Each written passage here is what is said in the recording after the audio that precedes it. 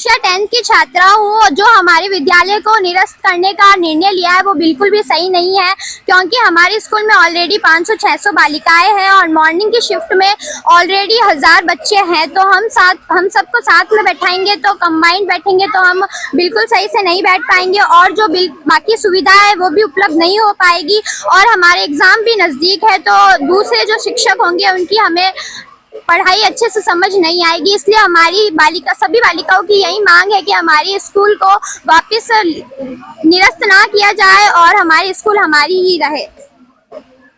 नाम आपका? मेरा नाम साक्षी है। 12th डॉली सैन बालिका स्कूल की छात्रा हूँ और जब हमने ये न्यूज देखी कि बालिका स्कूल को एक ही स्कूल में यानी बॉयज को और बालिकाओं को एक साथ पढ़ाया जाएगा और एक ही स्कूल में, तब हम बहुत ही ऐसा हुआ कि अगर एक साथ बालिका हम पढ़ेंगे तो हमारे 1 महीने बाद जो कि है बोर्ड की एग्जाम है और दूसरे अगर टीचर से हम पढ़ेंगे तो हमें बहुत ही परेशानी होगी और बहुत ही दिक्कत होगी। हम सभी बालिकाओं की यही मांग है कि हमारे स्कूल को मर्ज न किया जाए और एक ही बालिका स्कूल को बालिका स्कूल में ही रखा जाए, क्योंकि सभी बालिका यही चाहती है कि हम सभी बालिका स्कूल में पढ़े और हमें इसी स्कूल में बहुत सुविधा होती है। इन्हीं टीचर से पढ़ेंगे तो हमारी पढ़ाई का जो भविष्य है बहुत ही अच्छा रहेगा। इकट्ठे हुए हैं, क्या मामला? आज देखो देखने वाली बात ही है सर, रविवार है और जो आज खबर भास्कर में देखने को मिली ये बड़ा दुर्भाग्यपूर्ण हुआ। जिस विद्यालय को लेकर हमारे क्षेत्रीय एमएलए इतना अथक प्रयास कर रहे थे, उसकी जमीन का स्थानांतरण करके और भव्य विद्यालय बढ़ाने की निर्माण करने की जो संकल्प उन्होंने ले रखा था, प्रयासरत थे। और इधर जब पेड़ माँ के नाम का जो शुभारंभ हुआ था उसमें मदन जी दिलावर शिक्षा मंत्री जी ने इसी स्कूल के अंदर बालिकाओं से संवाद किया, पर्यावरण के बारे में चर्चा की, पेड़ लगाया और वो शिक्षा मंत्री मदन जी दिलावर साहब ने तो ये भी आश्वस्त किया था कि मैं इस विद्यालय के लिए बच्चियों के लिए क्या कर सकता हूँ जो मुझे बताना और मैं अवश्य करूँगा।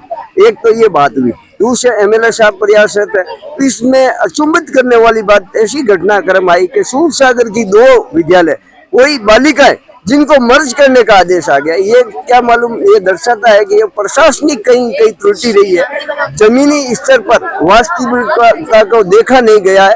कोई रिपोर्ट, कोई पुरानी रिपोर्टें या कोई गलत रिपोर्टें वहाँ रिपोर्ट ऊपर हुई है और उसके आधार पर ये जो निरस्त किया गया ये बहुत ही दुर्भाग्यपूर्ण है। यहाँ पे 12 किलोमीटर के क्षेत्र जालोरी गेट, सोसी गेट, चौका गांव तक चौपासी पूरा ये ग्रामीण जो गरीब और कमजोर तबके की जो बालिकाएं आती है शिक्षा ग्रहण करने के लिए, उन्हें सपना और इनके प्रधानाचार्य उनके शिक्षक इतना अच्छा शिक्षा देते हैं और उनका जो है ना बहुत ही अच्छा हमेशा रिजल्ट रहा है। ये जोधपुर सूरसागर के अंदर नाम करने वाली बालिकाएं की 2 स्कूलें थी, उसी को मर्ज कर देना ये बहुत ही दुर्भाग्यपूर्ण। एक तरफ सरकार हमारी कह रही है कि बेटी पढ़ाओ और बेटी बेटी बचाओ, तो ये शिक्षा जो केंद्र सरकार भी शिक्षा बालिकाओं पर जोर दे रही है। इस तरीके का जो निर्णय हुआ है ये प्रशासनिक कहीं टूटी रही है। मेरा निवेदन है राजस्थान की सरकार भजन लाल जी मुख्यमंत्री से मांग है हमारे क्षेत्रीय एमएलए साहब की भावना को ध्यान में रखें और हमारे क्षेत्र के बालिकाएं जो 545 बालिकाएं इसमें हैं जिनके रहने के लिए कमरे नहीं है, वो बाहर बैठ के धूप में पढ़ रही थी। उसके बाद में 1000 से ज्यादा लड़के वाली स्कूल है, उसमें मर्ज करना कहाँ उचित है। एक तरफ तो सुरक्षा के लिए हमेशा शौचालय के लिए, कमरों के लिए मांग कर रहे थे, बिल्डिंग के लिए मांग कर रहे थे, एक तरफ निरस्त करने का जो आदेश है ये बहुत ही दुखदपूर्ण है और दुर्भाग्यपूर्ण है।